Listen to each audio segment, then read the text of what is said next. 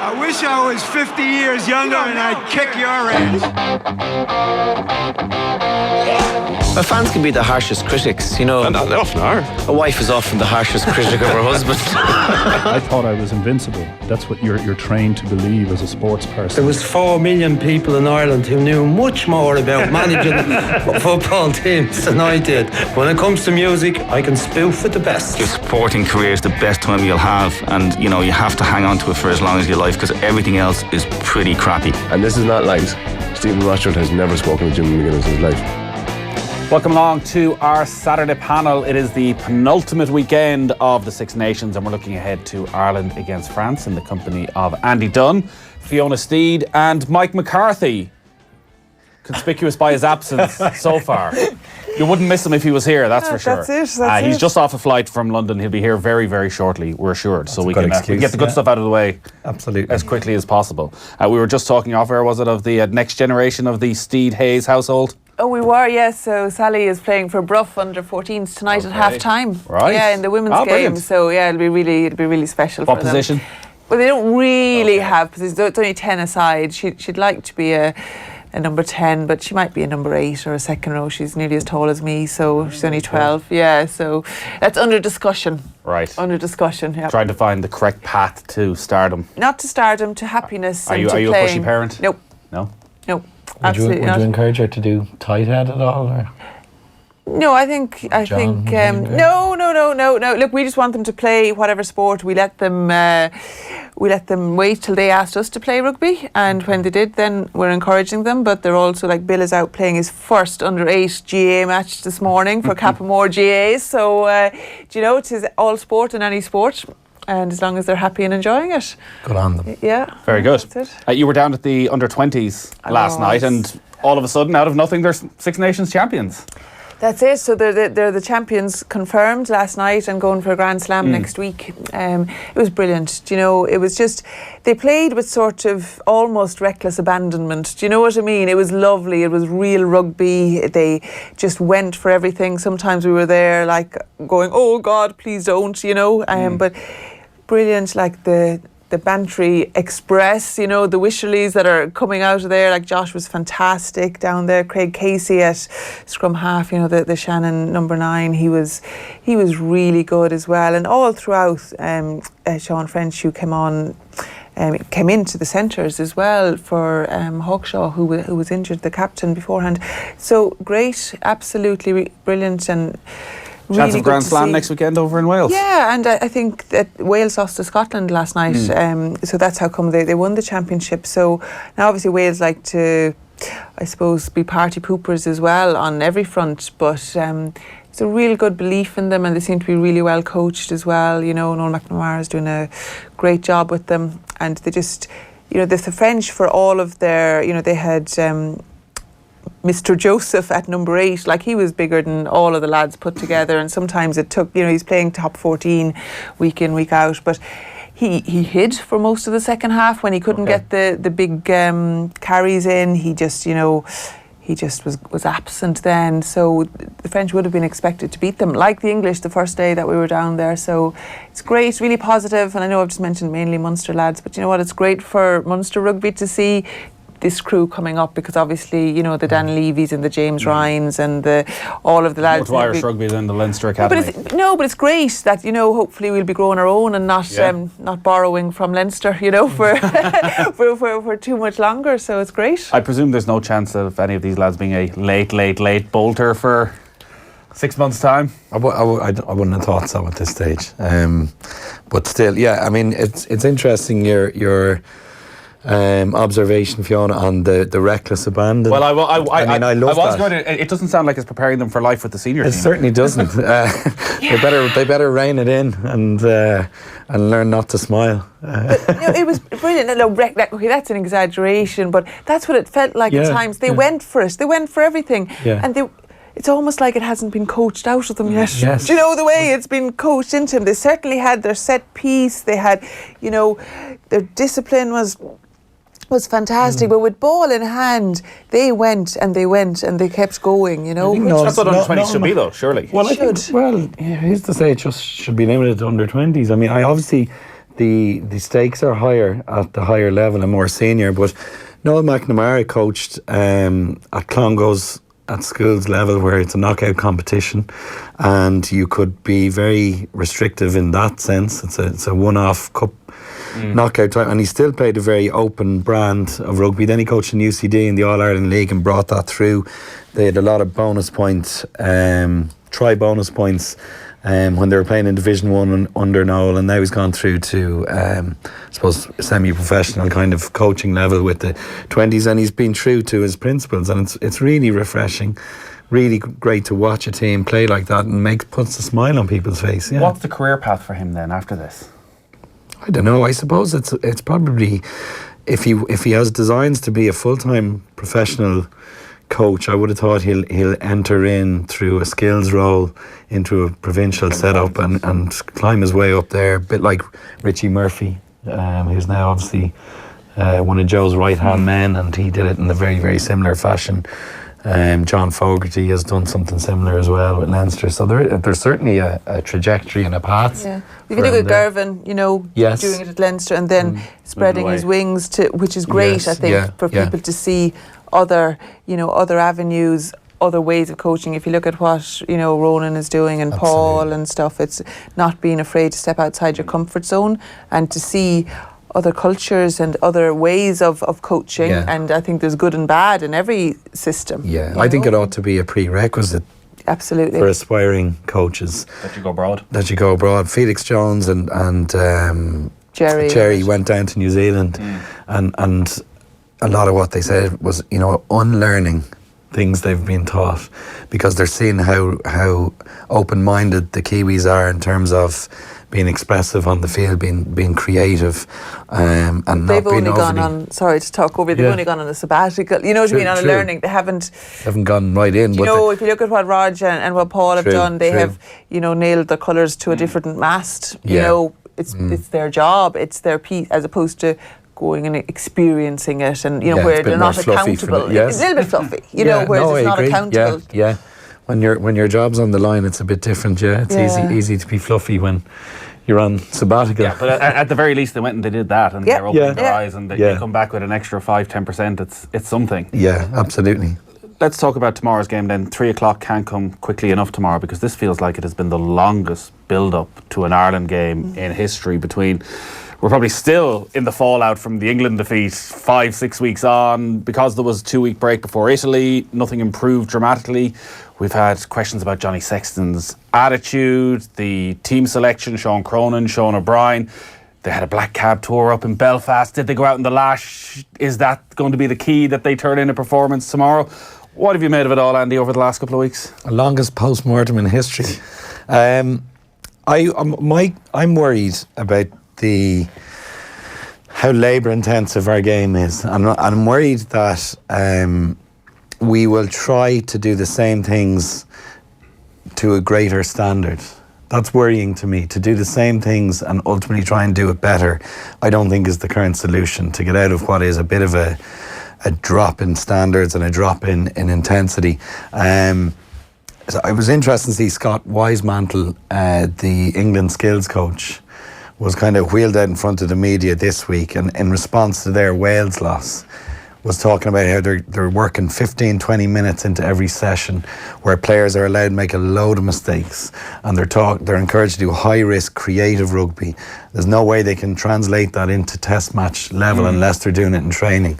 And my concern is that the Irish camp then in the 5-star prison that is Carton House, they're being told to tighten up, do things to a greater standard of excellence, but do the same things better and execute the same things better. And I don't think that's a solution or a way out. But do we know that that's what's been happening for the last 2 weeks? No, I'm surmising, but I'm just taking it from sound bites you hear.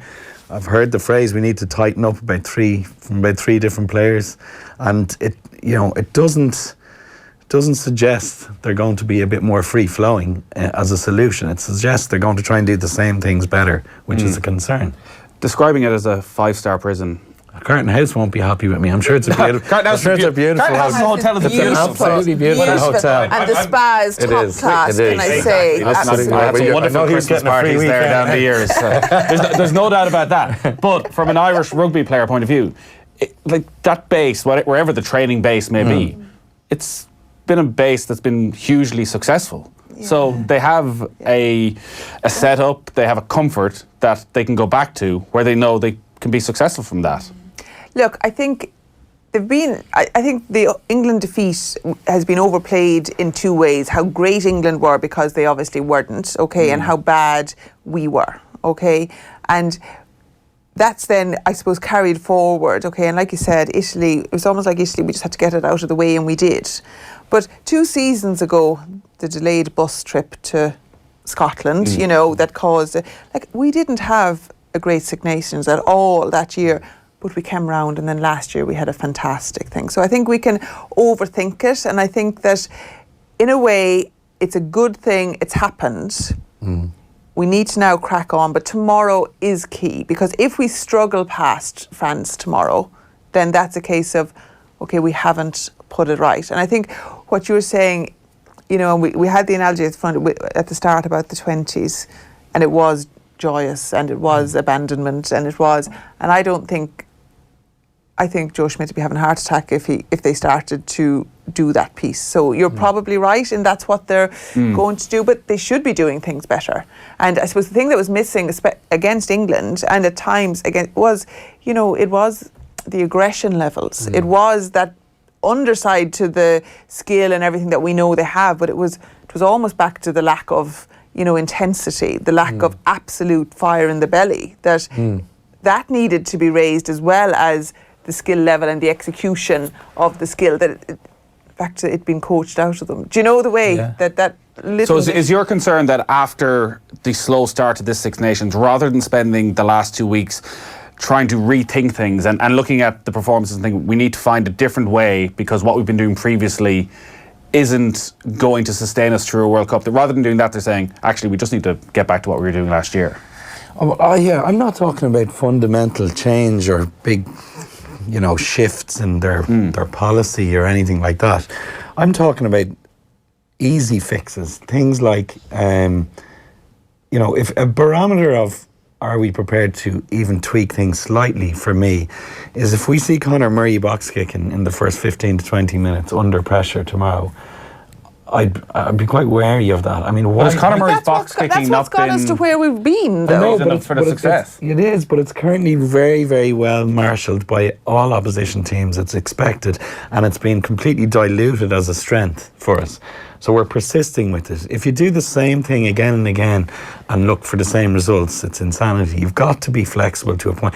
Like, there's no reason to suggest Johnny Sexton can't kick long from deep in our 22 and we have a very good kick chase and we have a good defence. There's no reason to suggest he can't throw a miss pass to Carney, who kicks it with his left foot into open field. And I think while Connor's form has dipped, and that's totally understandable and forgivable, and he's way too much credit in the bank for us to be overly concerned about that, he maybe take a little bit of pressure off him.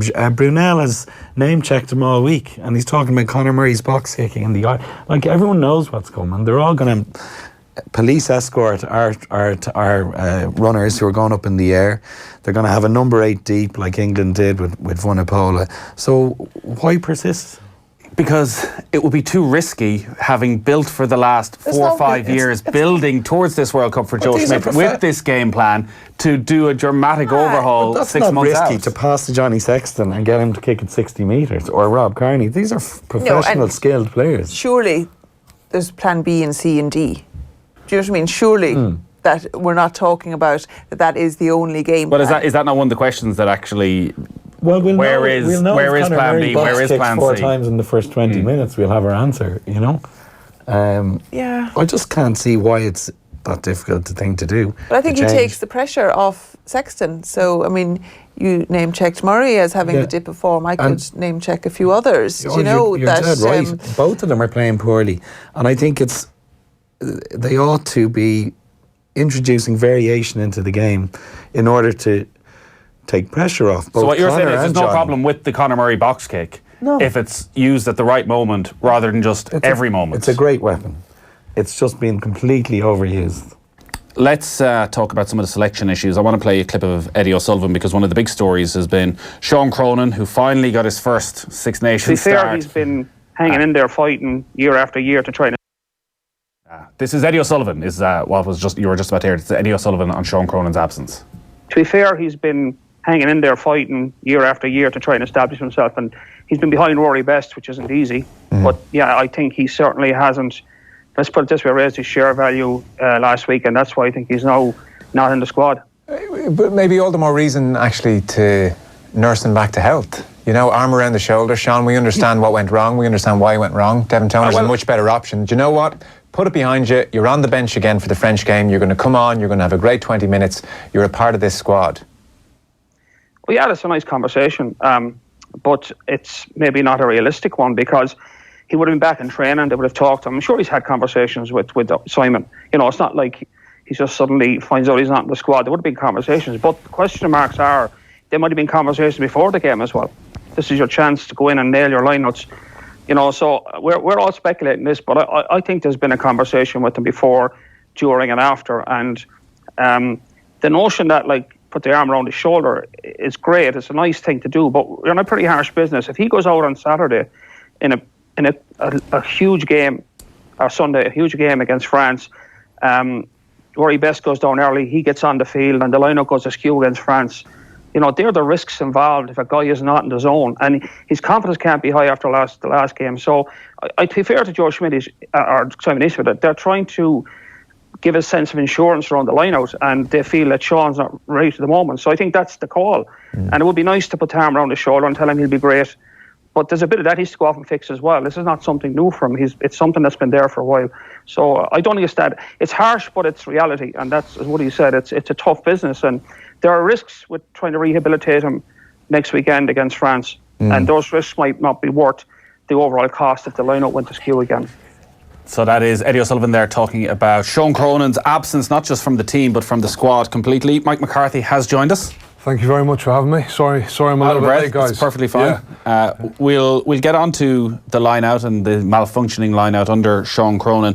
Simon Easterby said it's to do with building depth. We know all about Sean. He's been in camp and the squad a long time. He has a lot of caps, and that this is a chance basically for Scannell off the bench and Herring to be in and around the squad and maybe give them more options.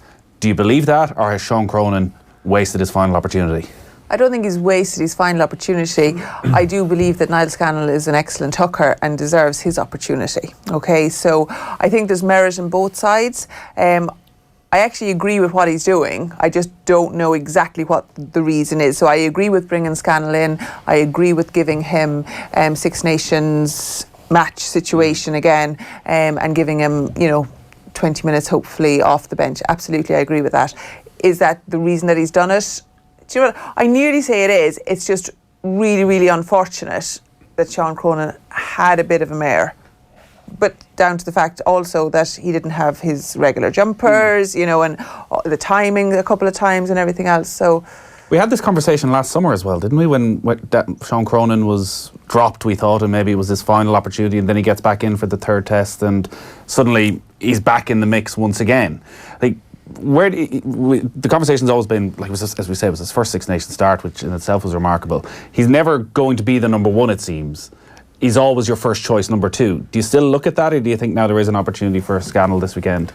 I think quite a big opportunity for Scannell this weekend, and I'd echo what Fiona says in terms of I think he deserves a chance based on his consistent performances for Munster. Does he deserve more than just 20 minutes off the bench? Because I was listening to Jamie Heaslip last night, and he was very interesting considering how long he played with Rory Best. He felt that Rory Best shouldn't be the starting hooker for Ireland anymore, that it should be either Scannell or Cronin. I think a really strong argument exists for that, yeah. I think Rory was one of the probably only guys who underperformed in the win against the All Blacks. He had quite an off-colour first half in that game, but obviously that gets glossed over when we beat the All Blacks. So if you're looking at his all-round contribution on the field, it's muted compared to what Sean can do around the field, but he's obviously got there's a greater belief in his abilities in the line out, his accuracy, But combinations matter. Mike will, I'm sure, pitch in here in. Well, that's what I was going to ask. Lineout Was Sean Cronin unfortunate that he gets his start and Devon Toner isn't there, and suddenly there's an entire malfunction of the whole line-out, and he's the one who bears the brunt, it seems? Yeah, I really feel for Sean because, you know, he's a fantastic player. We know how explosive he is, and, you know, he had that chance in Italy, and, you know, I think he'll be first to say he didn't take his chance. But for me, to not have him involved in the matchday squad is crazy. And, you know, if they are trying out different options, you know, they're fair enough. But for me, Sean has to be involved in the World Cup. What he brings off the bench is absolutely incredible. He's so explosive and powerful. And we saw that game against England. He came on, I think, first touch of the ball. He picks a ball up in the middle of the ruck and makes a massive line break. I think Kieran Marmion scored after that. But, you know, I was at the game in Italy and I remember seeing, you know, you don't understand fully what goes on as much as when you see it on the TV. But for me, you know, I'm not trying to... Well, I suppose I am backing him up a bit, but the first one was definitely the throw went in, and the jumper wasn't at the top of his jump. He was actually coming down. The jumper was coming down as the ball went over the jumper. So, you know, it's such small margins, but unfortunately, Shawnee's obviously taken the brunt of that poor line-out performance. But, you know, for me, he has to be involved. But saying that, we spoke about the guys that are coming in, and it's great to see the amount of depth we've got in the squad. And you know, I've said it before, since 2015 we've really been working on building 3 or 4 quality players in each position. And you know, you look at the lads that are coming in now, and Sean's gone out the squad, and you see the lads coming in, it's just absolutely incredible. You know, and probably they'll take 31 to the World Cup. And when you see the guys who've had a chance, Quinn Roux against Scotland, you know, the depth is really there now. Maybe Joe Schmidt has some sort of long-term plan here, and there is only a 6-day turnaround before the game in Cardiff next Saturday, and Scannell or Cronin get a start next week. It seems very unlikely that one of them will start at the Millennium Stadium. But it feels as though in a Six Nations where we were looking for depth, actually, will he have found any really in that hooker position? Because what are you learning from 20 minutes off the bench? Like if you can't start Scannell in one of the big World Cup games, if he hasn't started any... Why not? Well, I guess you can, but you're back to the old questions of... Yeah, but then we have the 3 warm-up games as well, you know, and I think he does need to give him time tomorrow. And I suppose we've had conversations about, you know, Schmidt's reluctance to give people, you know, proper game time. What's he going to do with Carty? You know, is he going to have another 2 minutes or whatever? You know, so if you're building that depth. But I really do think he's trying to nail down early who his third hooker is, you know, so that for the World Cup side of things. There's a lot of rugby to be played afterwards, all right, but they need test match intensity, and yeah, I think, you know, 20 minutes would be sufficient, I think, for him to see, and depending on what way the game is, you know, are we going to be out the door at that stage, or are we still going to be clawing for it? And I think the hooker on the bench, you still need him. It's all right being him explosive and being this, that and the other. If you have an injury, or if you have somebody coming on with 10 or 15 minutes to go, if you have a line out on the 5 metres, be it yours in attack or defence, in the last, you know, and needing that to secure the ball, to either defend it out, to get exit well, or to score to win. You need someone who's going to nail that. But in Sean's, as a primary. In Sean's defence, he's thrown... I didn't say anything wrong about Sean. Yeah, I'm just saying that's what you need. True, and I agree. And with Sean, he has nailed pressure lineouts in European competition with, I suppose, familiarity and consistency with his combinations with Devon, with James Ryan. It's strikes me that if he were to get, he's not going to get it, but if he were to get 2 or 3 80 minutes in a row with the same combinations, it wouldn't be that big an issue. But as long as you get 20 minutes with different combinations, you know, it's like a kicker. The post gets smaller when you've missed a few, and the pressure builds. But it was interesting. I think there's a bit of succession planning going on as well. I heard Simon Easterby, when you hear a coach say, he was like, speaking about Rory Best, he said, I'm not saying being 35 means it's the end of your career. What I hear is Simon Easterby saying being 35 is close to the end of your career. That's what I heard, the total opposite of what he said. He says, I'm not saying this and I'm not saying that. But well, Rory Best was at the captain's run today and more or less said that this will be his last Six Nations game at the Aviva Stadium, that he'll certainly be stepping away from Ireland after the World Cup, and I think he'll be 37 by the time the World Cup comes around, so it won't be any surprise. I guess just on the Cronin and replacement hooker side of it then, again looking towards a World Cup, that the situation you're talking about of getting a run of 2 or 3 games is unlikely to happen at a World Cup. So that it may well be a situation for Cronin, if he's getting a start in a big game, Rory Best is ruled out on a Thursday. He finds out 2 days beforehand he's starting the biggest game of his career, and who knows what the second row is with injuries by then. That actually, it is a test of resilience and mentality and being able to get your mindset into the right place, that no matter who else is on the pitch, that you can perform. Going back to that 2015 World Cup again, so we beat France, went into the quarterfinal against Argentina. We lost 6 key players. We lost Paulie, I know CJ Stander wasn't qualified, Shawnee O'Brien, Johnny Sexton, Jared Payne, Tommy Bowe.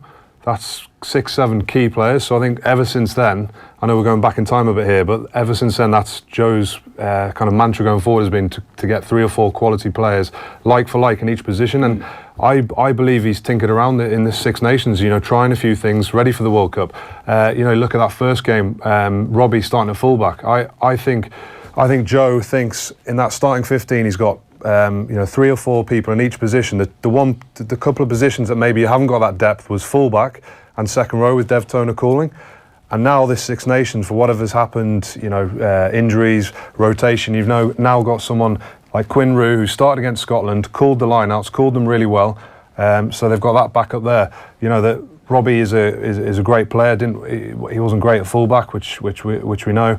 But that for me, that was an opportunity for Joe to see, if Rob's not available for the World Cup, who can step into that in a second choice fullback. 53106 is the text number. We're live on all our social channels as well on our Saturday panel. Mike McCarthy, Fiona Steed and Andy Dunne are in studio. If you have any comments at all, Brian Hines watching on Facebook says, Cronin, very unlucky. Joe is ruthless.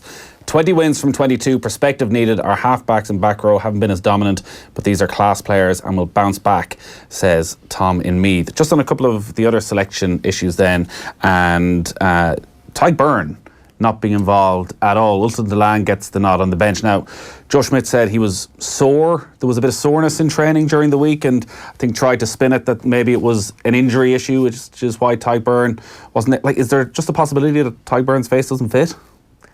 I don't think so yet. I think possibly it's that he knows what he can do, okay, and that he's been superb for Munster. I mean, 2 weeks ago not being in the squad, getting the call, coming over, man of the match performance. So I would hope not. It would certainly fit better for me than Quinn Roux. I think that he is a better all-round player. I think he's a better line-out man as well. And I know Quinn Roux did absolutely excellent against Scotland. I think his turnover rate, I can't see why he wouldn't fit. But I think I said it the first day I was in here for the Six Nations, I'd say Joe this is what we'll do barring injuries, and this is who we'll try, and this is what, and then there's been injuries into the pot as well, that he has the master plan. I'm still sticking with he has the master plan. The thing is that we still don't have experienced cover for Sexton. Yeah. Because of injury now, we don't know how bad Joey's was, that he hasn't. Carberry didn't do enough in the 60 minutes against Scotland to suggest that. But that's not enough, though. Do you know what I mean? I think he has it, absolutely. But again, you're back to the pressure situation. You're back to the time, in 2015, Madigan had played how many few minutes against 10, and hadn't even ran it really well in training and stuff. So there's still, but you know what? Luckily, there is still 6 or 7 months to go, isn't there? And there's still time for that. But I think on the Ty Byrne one, I think probably going into the start of the Six Nations, everyone being fit, Tig would have been ahead of Ultan Dillane, but Ultan Dillane, was maybe a bit on the periphery. He's come in, again, like Quinn in that Scotland game, he came on, he played really well, got a really important line-out steal, a turnover, and I think he's just been, and there's a bit of the Kieran Marmion, aside from just the Connacht connection, he's been there on some of the big days for Schmidt. He has that Chicago, trust in him. Yeah, he was there for that. So, I think he's been rewarded for his form. He's come in, he was on the periphery of the squad, he's come in, he's taken his chance, he's really added something from the bench, and I think he's been rewarded for that, whereas Tiggs, we all know what he brings, what he did at Scarlets, what he's now doing at Munster, and, he proved himself on the Australia tour.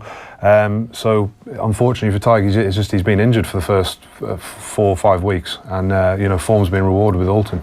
What about Sean O'Brien's absence? Is that again just a possibly pre-planned rotation, a kick up the ass? He wasn't anywhere near his best, in my opinion, and obviously the last 2 years have been very much truncated injuries, and form is difficult to attain. And he, I think there's an element of being in the departure lounge himself, in probably in the eyes of the management as well. They know he's going to London Irish. You think that's a factor, that the fact he's going to leave after the World Cup? No, not right. Because sure, it makes no difference for Schmidt leaving as well, isn't but it? I think in terms of who comes in and who's the longer term replacement, I think Sean at his very best was. He was one of the standout Lions players in the New Zealand series. I think he still has that in his locker to pull out these performances. I just don't expect he can do it back to back like. Well, that's what I was going to ask. Is it a case that maybe this is where the 6-day turnaround comes in, and a bit of World Cup preparation and managing a squad, that having a fully fit and hopefully on form Sean O'Brien to come in fresh at the Millennium Stadium next week? Maybe the smarter option. Maybe it's the game plan that he has in his head that he's going to play tomorrow. Maybe it is that Van der Fleer will cover the ground quicker. Yeah. Maybe it is that he is going to not box kick, and that he is going to, now that Ringrose is Gary. is back in, that we'll be looking to play a different game, and Van der Fleer is an excellent foil to continuity, and he plays slightly different to Sean O'Brien and is a different type of open side, and maybe it is horses for courses and for the game plan, that they're going to try and move the French around and move it outside Bastereau, and look not to go bish bash and not to go box kicking, and maybe that's why he's playing him, and it's totally got to do with something like that. There's plenty of options obviously in the back row, and I heard it said even earlier in the office that maybe when you have a back row of O'Mahony, O'Brien and Stander, they're all quite similar players, where Van der Fleer is a very different option. Yeah, I keep looking back, but looking back to the autumn internationals, we're talking about the depth. You see, Shawnee started against Argentina. You would have hoped he would have been fit to start the week after against New Zealand.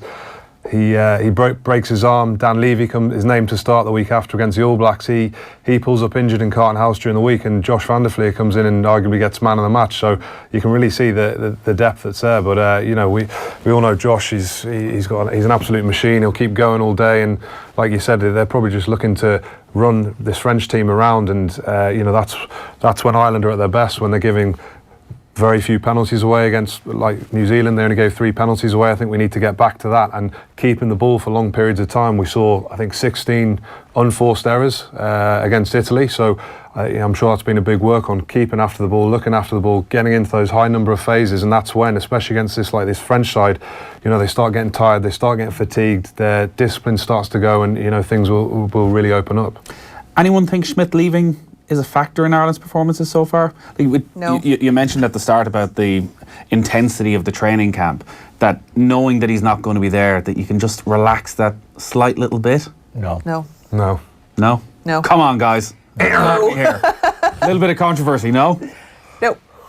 I don't think All it's... right, let's move on. One iota, I don't think. Not one. Why? Because they're good professionals. They're good guys, they're good professionals, they work hard, they have a good attitude. Manchester United players were good professionals when Ferguson said he was going to leave middle of the season and it started to collapse around him. I think... No, Nathan. I don't think the issue is necessarily... I would have thought if he's leaving, it might increase their intensity levels. They want to perform for him. They want to go out and high. They want to get to a World Cup and be successful. They've won Grand Slams with him. They've won 2 championships. Some of them have won European Cups. I think they're performing for him. No, I'd say they're performing for something bigger than that. Well, I'm sure there's... I don't think... But what I'm ultimately saying is I don't think the fact he's leaving has diminished their intensity levels.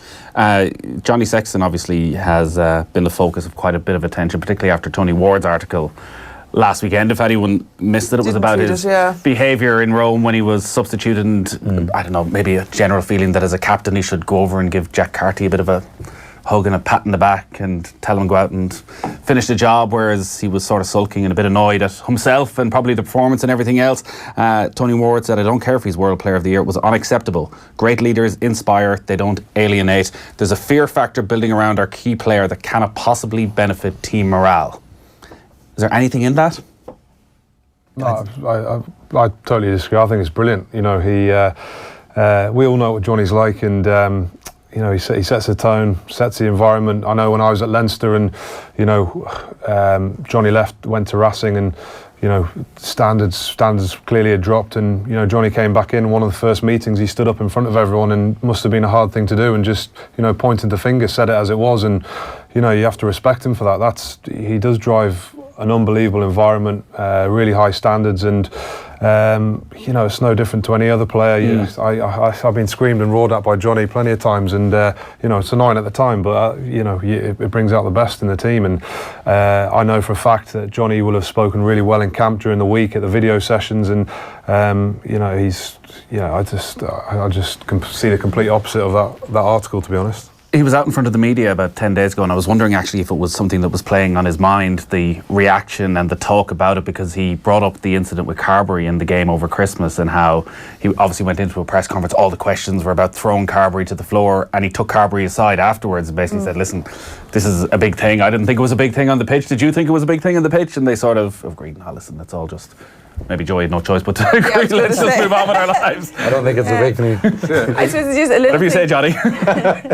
A little thing for me is that he is a role model for, like, you know, I coach under 10s as well, boys and stuff, and, you know, they're looking at that, and is it acceptable to say what he said on camera as you're coming off the pitch, and to, you know, to kick towels or water bottles or whatever. I understand his frustration, so I suppose it would happen to all of us, but he is a role model, you know, so I have no problem with his influence in the squad or anything like that. I agree with you totally, but it's the role model for others that are watching it, that they think maybe then it's acceptable that if you're subbed that you're, you know, for whatever reason. So that would be my little piece on it. And going back to you mentioned the thing with Joey Carberry, again, I think it's brilliant, because you look back and that, you know, we're just progressing from, that was the same with Sexton and O'Gara, and you know, we love to see that. We love to see that niggle as supporters and fans. I guess it's just from the outside at times, we don't know all the personalities in the squad, and maybe Joey Carberry does react to that in the way you want him, and say, yeah, this guy, maybe he's a bit worried about me if he's acting like this towards me. But younger players coming into the squad, I guess most of them are well used to him at this stage, but that there might be a fear factor in there of, well, you know, what's Johnny going to say about us? What's, you know, does he respect me? But that's not a bad thing. Like as Mike was saying, like he is a bit of a crank, and he does get narky with players, and he has that kind of a furrowed brow at times.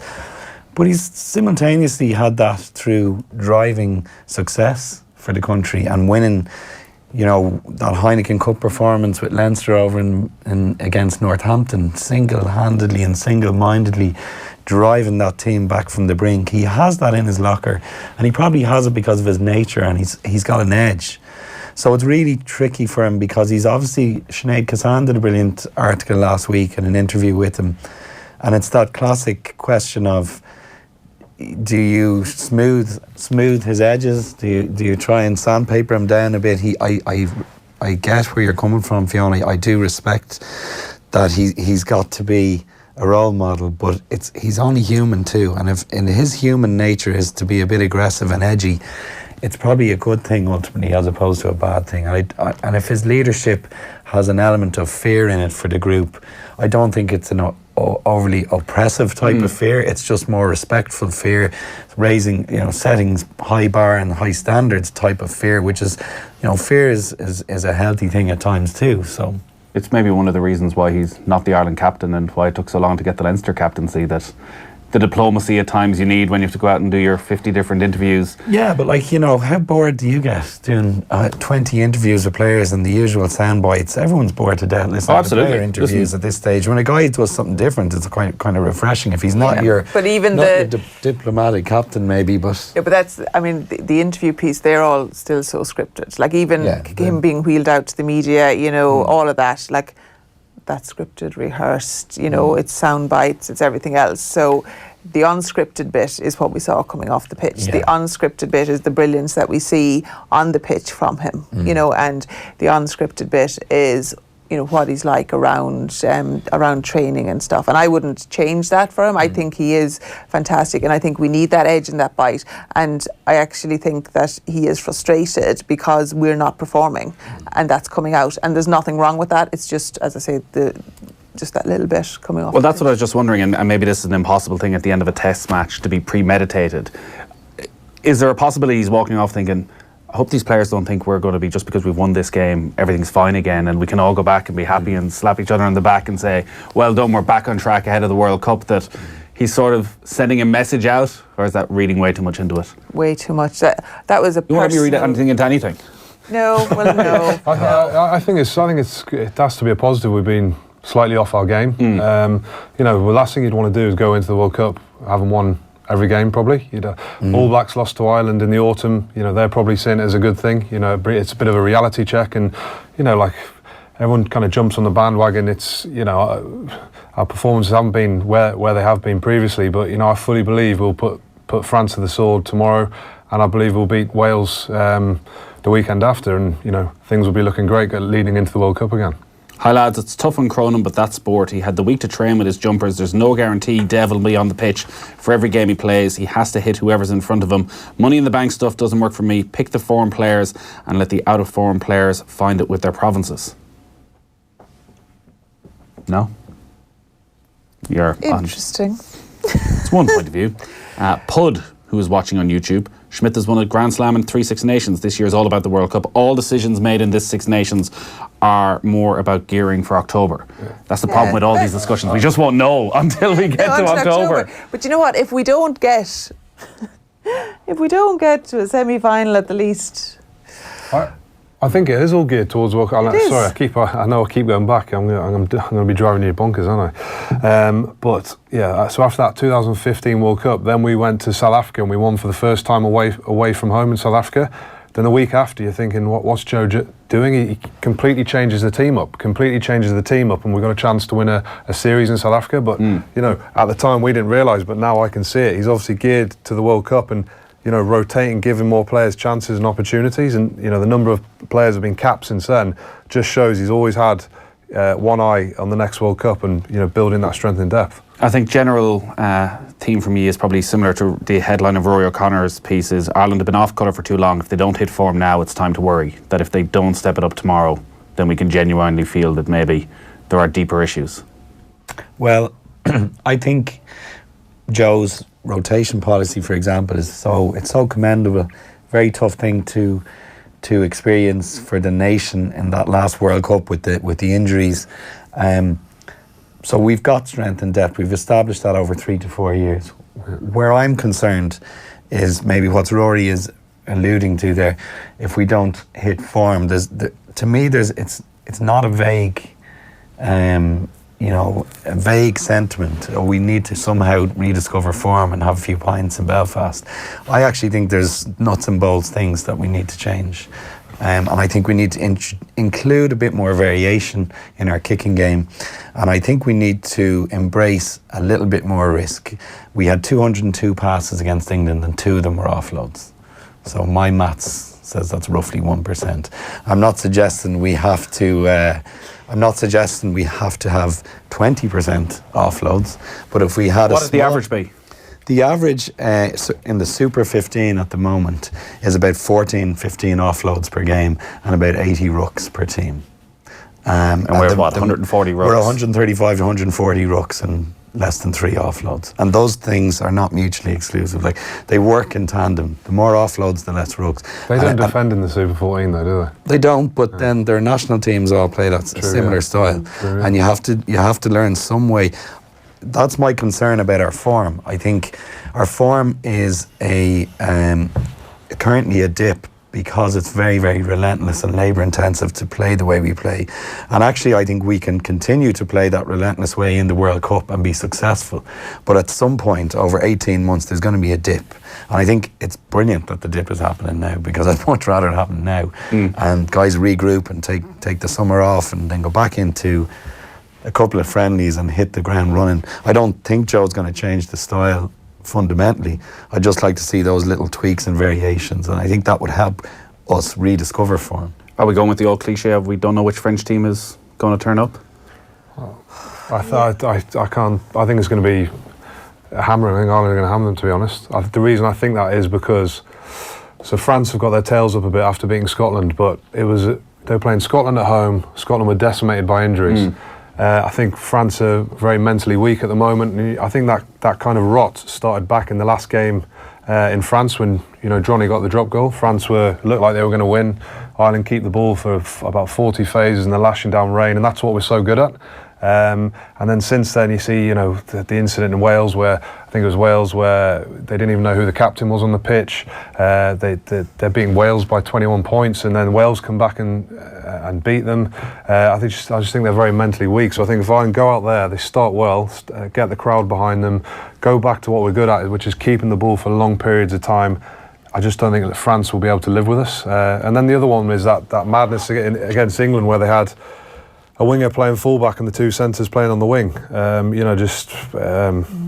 can't see. I think it's going to be a good win for us tomorrow. On the women's game tonight, you're going to be at this. It's obviously been a very, very difficult Six Nations so far. First ever defeat to Italy last time out. France are the reigning champions. Ireland are missing some key players. Like I heard Bernard Driscoll last night said, you always want to play the best. Yeah, so you want to play them right now? Well, so France, I suppose, are not as good as they were last year, and they're missing about 6 players as well. They have got their World Player of the Year, Tremillier, back in, and Roman Manager, who's their number 8, is fantastic, and she's absolutely outstanding as a player. Ireland have made some changes. He's put Anna Capeless on the bench. She's been the standout player for the last 2 games for them, so I don't know why he's doing that. Maybe he's building depth as well. And then they've had a couple of late injuries just since the team was named as well. So Bebeen Parsons, the young starlet from Ballinasloe, is on the bench. So she'll probably come on, at some stage for our first Six Nations. And then he was tinkering with the second row, who had been performing really, really well, but Julie Short, who he had put in, is now injured, so he's gone back with McDermott and Friday, which I think is a real positive because our lineout has been quite good. So, look, again, you don't know which French team will travel tonight either, but we'd have to up our game considerably in terms of our defence, in terms of our aggressiveness of it. What's he writing on my page? Mike Ross on the scrum. No, the scrum has been fantastic. I mean, I've said that in almost every interview that I've done. But the French scrum has been fantastic as well, and this will be the true measure. The French scrum is better than the English scrum. And we had got a lot of change. But no, and I've said it to Mike himself as well, when I met him last year, it's great to have that class of coach involved, with such technical ability. Seriously. No, it's great. You know what I mean? It's what the women's game needs. Yeah. Tonight could be a long night, though. Could be. But there's going to be a bumper crowd out in Energia Park. I think there's over 5,000 tickets sold, and and Bruff are playing at half time. So it's great. You mentioned her, Jessie Tremillier. Yeah. Has an unbelievable boot, cannon boot, and really stylish with it. Some of the kicking, I think, in the Women's Six Nations this year. What's her name? Emily Scarrett. Nailing a 55-metre spiral kick curling into touch off a penalty. That we don't in the have men's that. game, guys are kicking end over end because of risk again and making sure we get it into touch 20 metres, less on average, and she's pinging these beautiful spiral kicks into touch. It's great to see, and in my mind I thought she was probably one of the most skillful I'd seen, but Scarrett or Tremillier, and then I saw Tremillier. I hadn't seen her before, and she kind of stepped it up again. She's superb. No, we've had the discussions before around sort of the kicking element. Now, two of our tries against Italy were lovely crossfield kicks from Nicole Fowley, who's growing into the role, but so she's quite accurate in terms of her positional kicking, but she doesn't have that boot and wouldn't be as strong off the tee, at all. So yeah, let's see. There's a lot of changes. Jouet. Allez Lever.